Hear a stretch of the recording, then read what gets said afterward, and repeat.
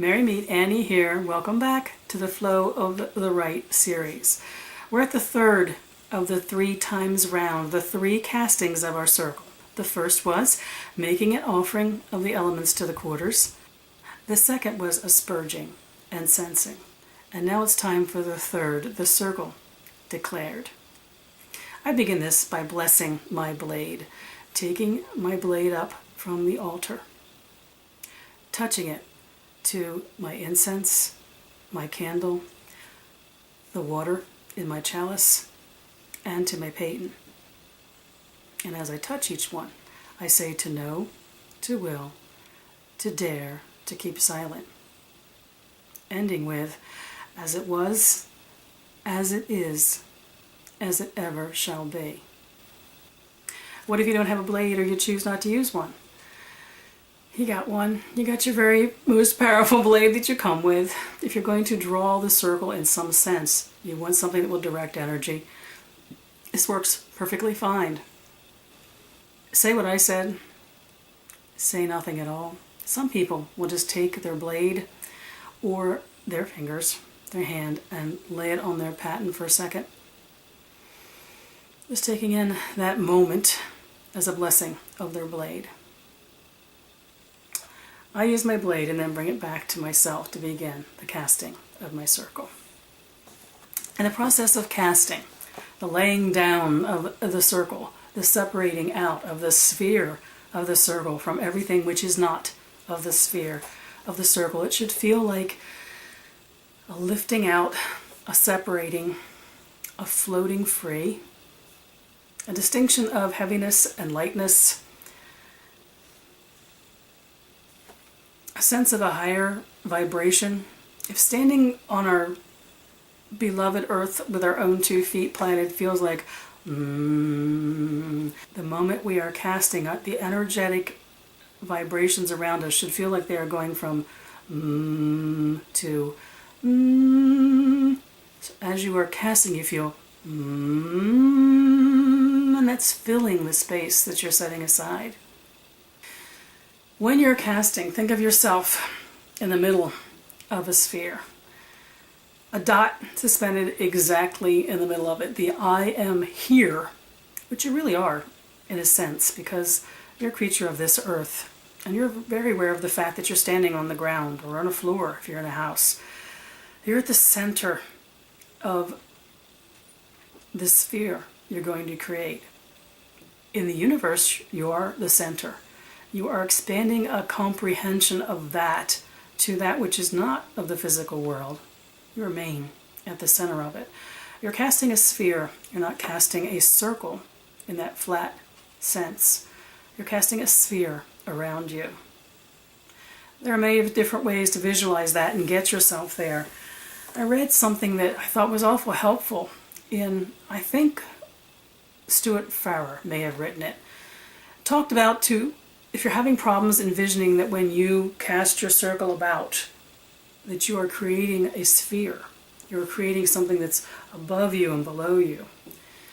You have something you are the center of. If you're having a problem with that concept, imagine that in this sphere that you're standing in, there's a top and a bottom, and there's a curtain that's attached at the top and the bottom. And as you take your blade around, you're at the edge of the curtain and you are drawing it around you, enclosing yourself within it. That seems to have been a very helpful visualization for some people I know that have been occasionally struggling with that concept of the circle as a sphere, is that theatrical sense in a way of pulling that curtain around. I, of course, have words that go with this because I speak the power of almost every aspect of my circle.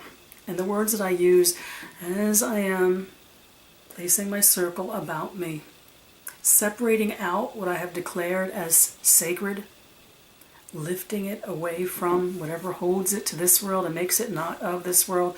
The words I say as I'm doing that are, I conjure you, O circle of the night, that you will hold the power of my right. Between this world and the other, a haven, a stronghold. Time set out of time, In the name of the old ones, so shall it be. That's my words, cobbled together from poetry that inspired me over the years, but the sense of being in my safe place, my haven, my stronghold, the place my personal power is centered. Remember, the we is the center of the universe and the center of our circle. Those words mean a lot to me. A haven, a stronghold, time set out of time. Those words are the trigger for my mind to know what I have just done. I've disengaged what I've created from everything else, where place and time no longer matter. If I'm doing ritual in the daytime, because I love doing ritual in the daytime, I'm not a nighttime creature for everything I do.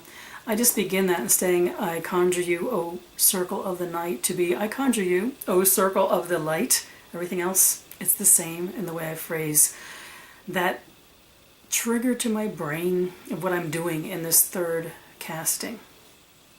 At the end of that cast, we are aware that we are at the center of something which has that paradox of ritual we run into all the time. It's vast and it has no outer limit. It's infinite. But at the same time, it has that power to encapsulate and magnify and bring in. So while we have this sense of expansion, we also have this sense of what is around us and near us and of us that is of circle. And did I forget? I did.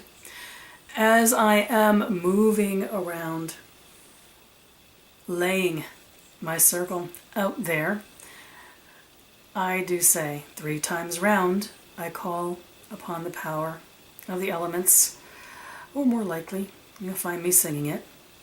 3 times round, I call upon the power of the elements. And this time, the power of it is, if you look at the first casting, the offering of the elements from the physical plane, then the second casting, the offering of the elements, inviting their energetic counterparts to react to their physical presence and join in like to like. We're then moving into the energetic realm. We've gone from the physical to the energetic. And then in this last casting, where we are at the same time defining a sphere within which we're going to work and in acknowledging it is a sphere without border. We're at the center of something huge, a kernel in the middle of this huge thing. We're dealing with the third plane of magic at that point, the ethereal. The 3 castings represent the 3 planes of magic: physical, energetic, and ethereal. And with that last casting, and we've brought our circle in around us and said, it is so. It's no longer of the physical world. We have entered the realm that we can choose to work with any 3 of those aspects individually or all at one time. At the end of that third casting, I bring my blade to my heart. If you've been casting with your hand, equally to your heart, for something called the reflection. Acknowledging what we have just done at so many levels. For me, it's important that words be spoken here. As a trigger to the brain, we're no longer where we were. And as a reminder, we have created this and we own it, and we have the power of it within us. And the words I say are, as above, so below, as the universe, the soul, as within, so without. On this night do I dedicate to the Ancient Ones my body, my mind, and my spirit. Acknowledging by saying body, mind, and spirit, I too can be a creature of all 3 of the magical planes. I then kiss my blade, lay it back down on my paten. If you don't use a blade, I suggest just for a moment, bringing yourself back to your peyton, putting your hand upon it. This is an important act because you are reminding yourself again that you have declared the altar will be the center of this huge thing, and at the same time this intimate thing that you have created. The third casting, the reflection, and then the laying down of your blade or the placing of your palm on your peyton. The next step will be calling our guardians to our circle. Until then, I wish you mirth and reverence. Merry part.